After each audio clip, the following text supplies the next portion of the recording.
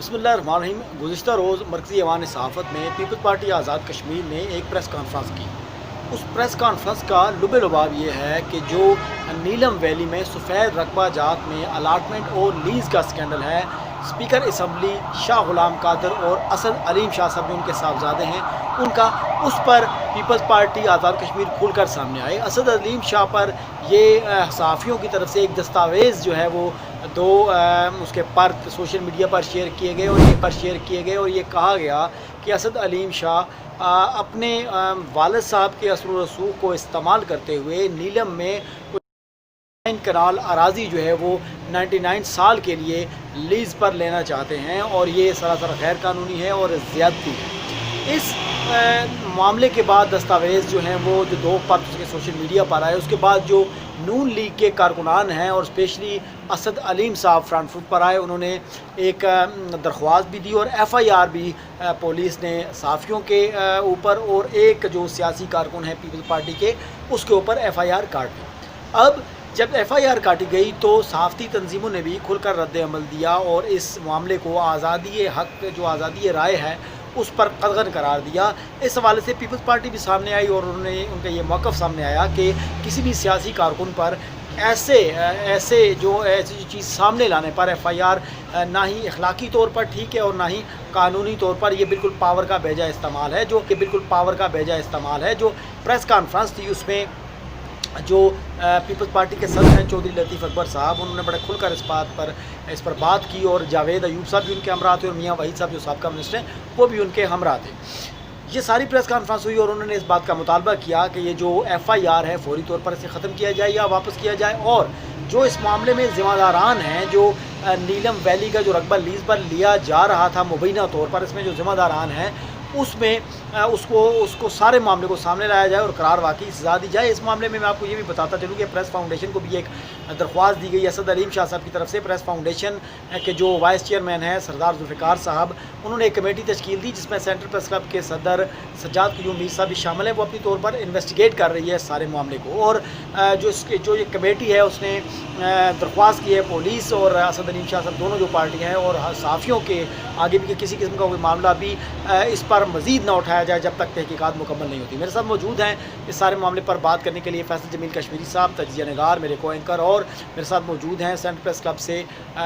Club کے president Sajjad قیوم میر صاحب۔ سب سے پہلے میں آنا چاہوں گا سجاد قیوم میر صاحب آپ کی طرف۔ ایک تو یہ جو صحافیوں کا جنرل معاملہ ہے اس بارے میں اپنے ایک رائے بتائیے کیا ہے، اور دوسرا جو گزشتہ دن مطیع اللہ جان صاحب کا اغوا ہوا اور اس کے بعد میں وہ دوبارہ وہ منظر عام پر آئے، ان کو ایک جگہ پر اتارا گیا، وہ گھر واپس بھی آ چکے ہیں۔ اس سارے معاملے پر کیا کہیں گے، ذرا جواب دیجیے گا۔ بسم اللہ الرحمن الرحیم، بہت شکریہ ندیم۔ اب کیونکہ یہ بڑا سینسٹیو ایشو ہے جس کا ہمیں سامنا ہے، میں سمجھتا ہوں کہ بعض جگہوں پہ غلطیاں ہر دو اطراف سے بھی ہوتی ہیں۔ جہاں تک آزاد کشمیر کی بات ہے تو میں یہ سمجھتا ہوں کہ برملا اپنی جہاں پہ غلطی اس کا اعتراف کر لینا چاہیے۔ اگر ہم پورے جو صحافتی ایتھکس ہیں جو اس کو اپلائی کرتے ہوئے اگر خبر کرتے ہیں اور اس کے اوپر پھر ہمیں سٹینڈ بھی کرنا چاہیے، تو اگر کہیں ہم بھی ڈنڈی مار جاتے ہیں تو اس طرح کی چیزوں پہ جو ہے نا وہ پھر عوام کی طرف سے بھی، خواہ وہ پولیٹیکل پارٹیز ہوں، سول سوسائٹی ہو، تو اس کا نزلہ پھر جو ہے نا وہ صحافت پہ گرتا ہے۔ تو جو نیلم والا واقعہ اسپیشلی اس کی ایک غیر جانبدارانہ انکوائری ہو رہی ہے، میں بھی اس کمیٹی کے اندر ہوں، ہم چیزیں دیکھ رہے ہیں کہ کس کی غلطی ہے اور کہ یہ حالات کس طرف جاتے ہیں۔ لیکن جہاں تک پاکستان کی بات ہے، میں یہ کہتا ہوں کہ یہ مل جل کے جب آپ ایک جرنلسٹ کو پروٹیکٹ نہیں کرے گا، ایک جرنلسٹ کے ساتھ نہیں کھڑا ہوگا، ایک ادارہ دوسرے ادارے کے خلاف، دوسرا ادارہ دوسرے ادارے کے خلاف، تو پھر باہر سے جب اپنے اندر آپ کے اتحاد و اتفاق نہیں ہوگا تو پھر باہر سے لوگ رکھنا ڈالنے کے لیے اس طرح کی چیزیں کرتے ہیں۔ اور آج کا جو واقعہ میں سمجھتا ہوں کہ اگر آپ کو کسی کے خیالات سے اتفاق نہیں ہے، کسی کی خبر سے اتفاق نہیں ہے، تو اغوا کرنا اس کا حل نہیں ہے۔ آپ کسی پلیٹ فارم پہ بیٹھ کے ڈائیلاگ کر سکتے ہیں، بات کر سکتے ہیں، پوچھ سکتے ہیں، اور سزا جزا کا پورا عمل ہے، پولیس موجود ہے، عدالتیں موجود ہیں اس ملک کے اندر،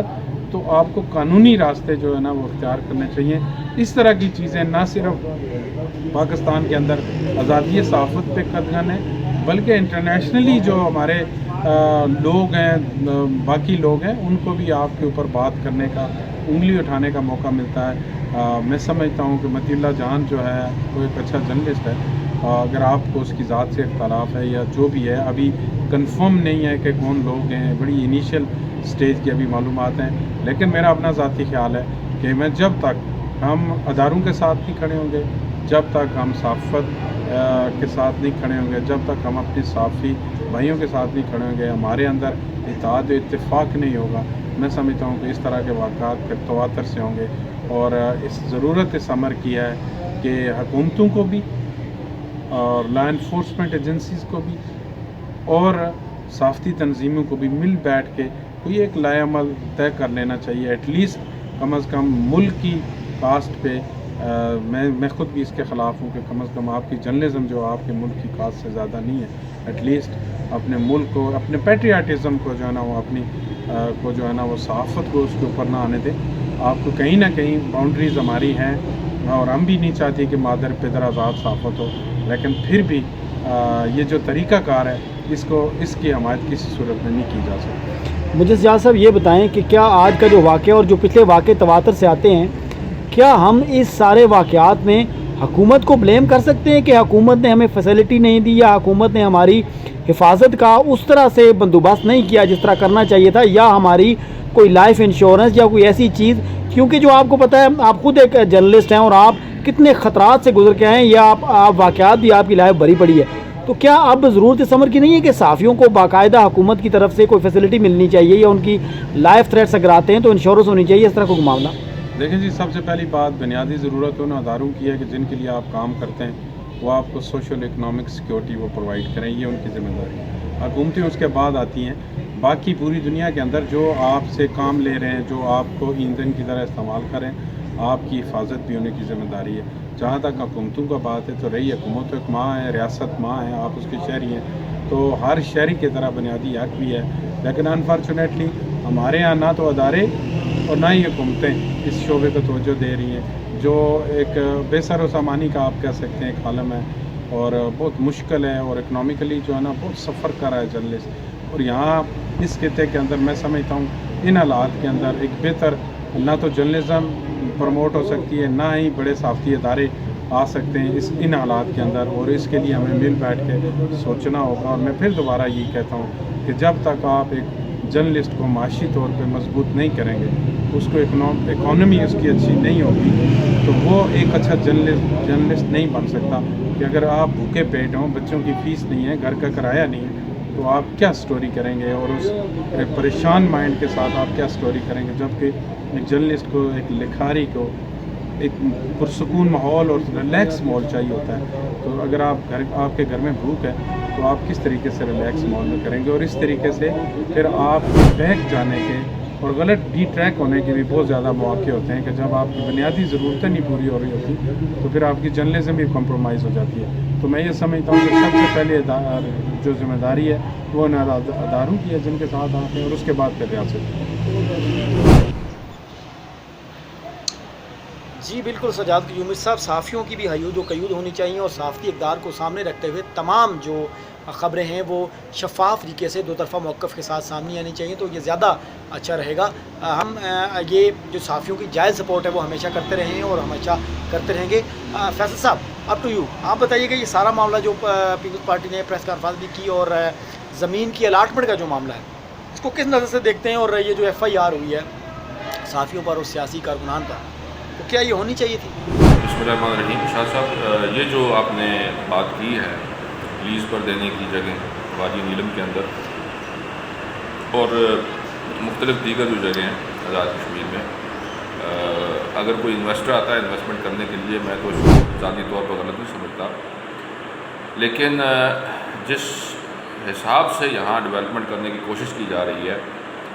وہ ڈیولپمنٹ نہیں ہے، بلکہ وہ ڈیزاسٹر ہے۔ وہ ڈیزاسٹر ان معنوں میں ہے کہ اگر بابون ٹاپ ہے یا یہ رتی گلی ہے، اس طرح کی جگہ جہاں پانی کے ذخائر ہیں یا جہاں پر گلیشیئرز ہیں، یہاں تک سڑک لے جائی جائے، یہاں پر کنسٹرکشن کی جائے، تو اس کا بڑا واضح مطلب ہے کہ کچھ لوگ اپنے پیٹی انٹرسٹ کے لیے اور بس اپنی زندگی کے اندر جو ہے سب کچھ لوٹ مار کرنے کے لیے اور لپیٹنے کے لیے وہ ہمارے مستقبل کے ساتھ کھلواڑ کرنا چاہتے ہیں۔ یہ بڑی ایک سیدھی اور سادی سی بات ہے، سامنے کی بات ہے۔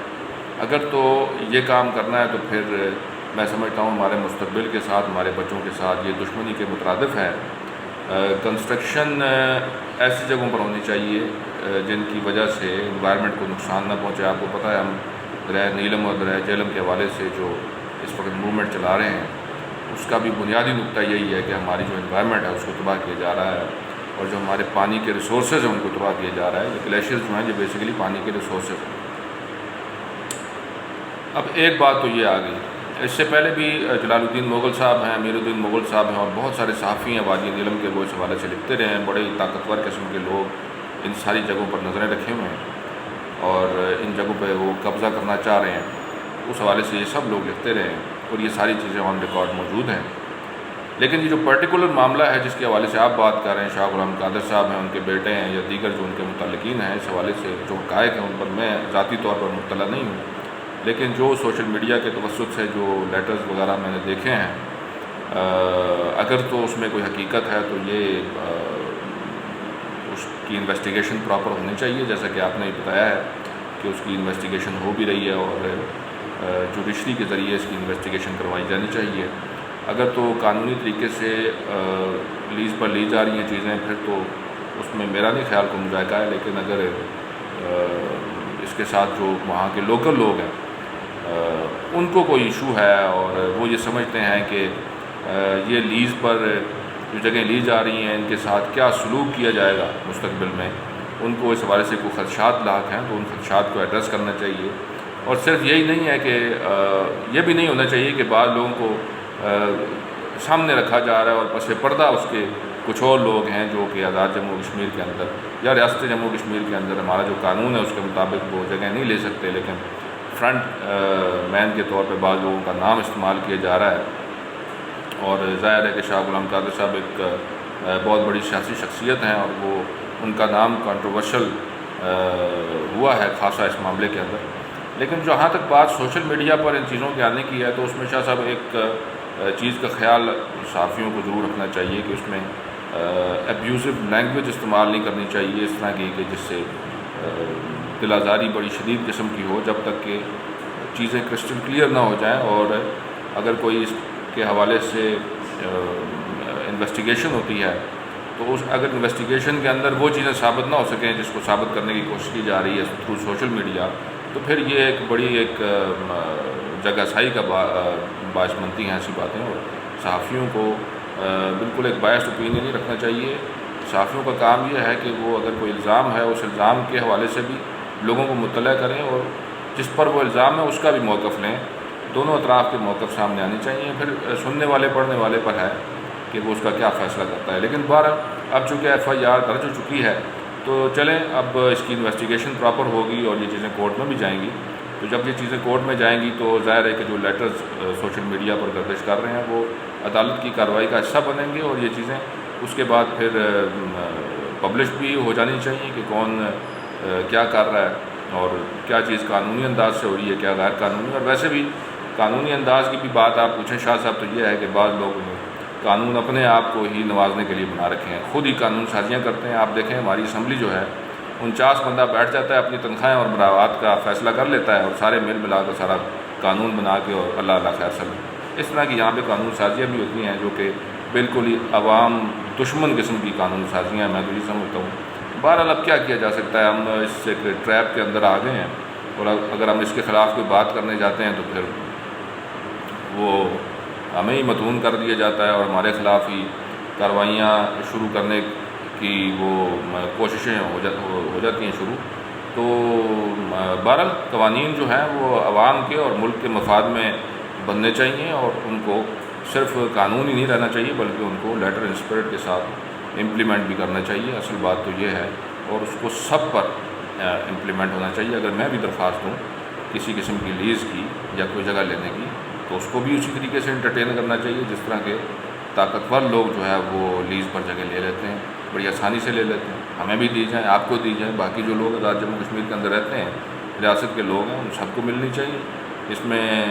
میرا نہیں خیال کہ کوئی رکاوٹ ڈالنے کی ضرورت ہے. 40 لاکھ آبادی آزاد کشمیر کی، 10 لاکھ ویسے ہی باہر رہتے ہیں. باقی لوگوں کو اگر دینی ہے جگہ تو پھر سب کو دیں.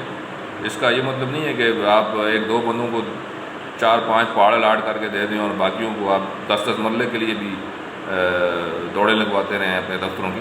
تو پھر یہ سب کے ساتھ ایک ہی جیسا سلوک کرنا چاہیے. جی صحیح.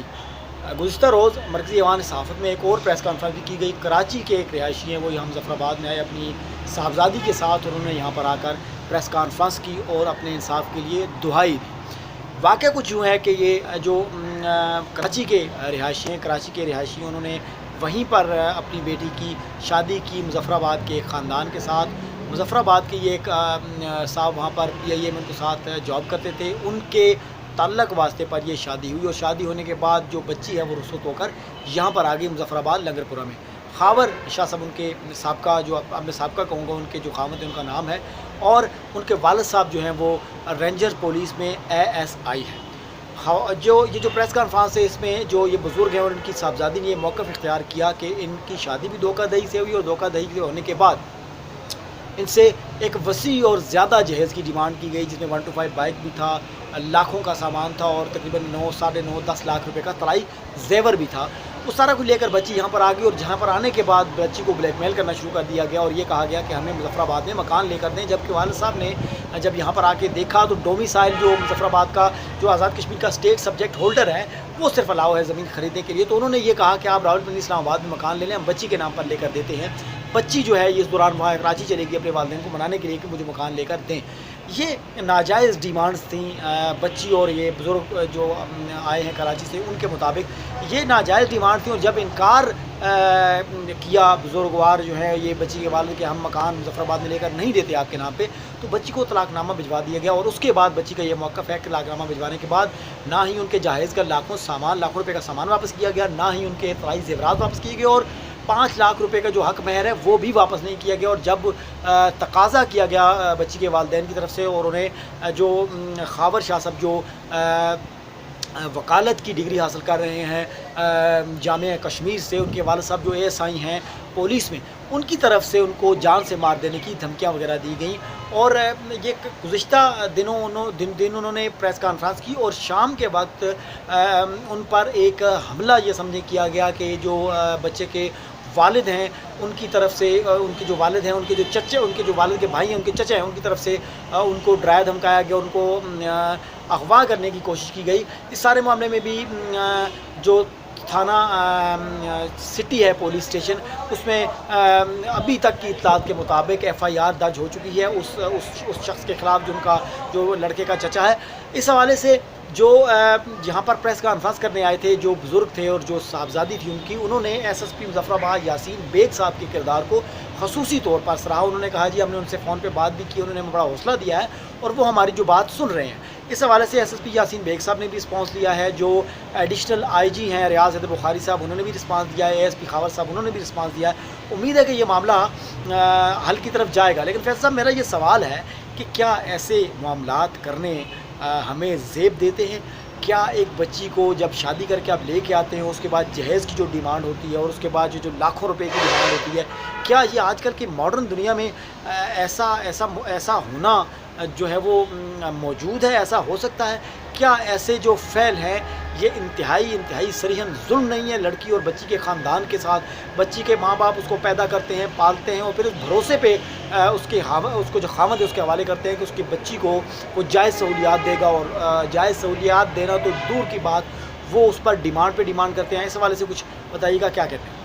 اچھا، یہ جو ہم نے شاہ صاحب کی بات بتائی ہے، لنگر پورہ علیہ شاہ صاحب کے، جن پر الزام لگا رہی ہیں خاتون جو کراچی سے تشریف لائیں، ان کے والد صاحب بھی پریس کلب میں آئے بیٹھے، انہوں نے الزام لگایا کہ 5 لاکھ روپیہ مہر بھی کھا گئے اور ساتھ کوئی فرمائش کر رہے ہیں گھر شر لینے کی بھی. اس طرح کے بہت سارے کیسز ہیں، پاکستان کے اندر بھی ہیں. یہاں سے لوگ شادیاں کرتی ہیں، خواتین پاکستان میں جاتے ہیں، بڑے بڑے اچھے نامور قسم کے لوگ ہیں جن کی بیٹیاں طلاق ہو کے واپس آ گئی ہیں. اور یہی ایشوز ہیں، فراڈ کیا جاتا ہے. بعض جو جن کے ساتھ شادیاں کی جاتی ہیں جن مردوں کے ساتھ، وہ ٹوٹلی فراڈ ہوتے ہیں. کوئی کام شام ان کا ہوتا نہیں ہے، ان کا صرف یہی کام ہوتا ہے شادی کریں، جہیز وغیرہ اکٹھا کریں، اسی طرح کی چیزیں سارے وہ نوسر بازیاں کریں، اور وہ ان کا ایک طرح سے دھندا ہے یہ. تو یہ دھندا جو ہے بڑے عروج پر ہے پاکستان میں بھی، اور ہمارے یہاں بھی بعض لوگ اس طرح کے کام کر لیتے ہیں، لیکن میرا خیال ہے یہ ایک طرف کا ورژن ہے۔ شاہ صاحب ہمیں وہ دوسری طرف کا ورژن بھی لے لینا چاہیے، وہ بھی ہم سنیں کہ وہ جو دولہا بھائی ہیں وہ کیا کہہ رہے ہیں۔ ایک خاتون کی بات جو ہے ہم نے سن لی ہے اور ریکارڈ کر لی ہے اور اپلوڈ کر لی ہے، جو دولہا بھائی ہیں ان کو بھی بات کرنی چاہیے۔ خیر اب دولہا بھائی تو نہیں ہے، وہ خاتون کہہ رہی ہیں طلاق انہوں نے دے دی ہے، تو اب تو یہ ظاہر ہے کیس جو ہے یہ کورٹ میں بھی جا سکتا ہے، لیکن اللہ ماشاء اللہ آپ کو پتہ ہے ہماری عدالتوں کے حالات کا پتہ آپ کو۔ آزاد کشمیر کی جو عدالتیں ہیں وہ کوئی فیصلہ دیں گی، ان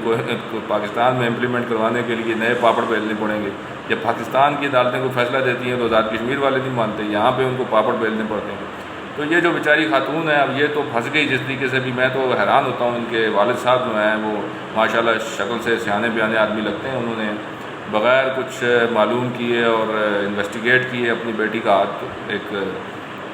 دوسرے بندے کے ہاتھ میں تھما دیا، اور اب یہ کراچی کہاں اور آزاد کشمیر مظفر آباد کہاں، وہاں سے تربتر ہوئے ہوئے یہاں پہ۔ تو دیکھیں اب آپ نے کہا ہے کہ یاسین بیگ صاحب، ویسے تو یاسین بیگ صاحب جو ہیں ماشاءاللہ اچھے آفیسر ہیں، لیکن اب یہ دیکھیں کہ معاملہ جو ہے وہ کس کروٹ یہ اونٹ بیٹھتا ہے،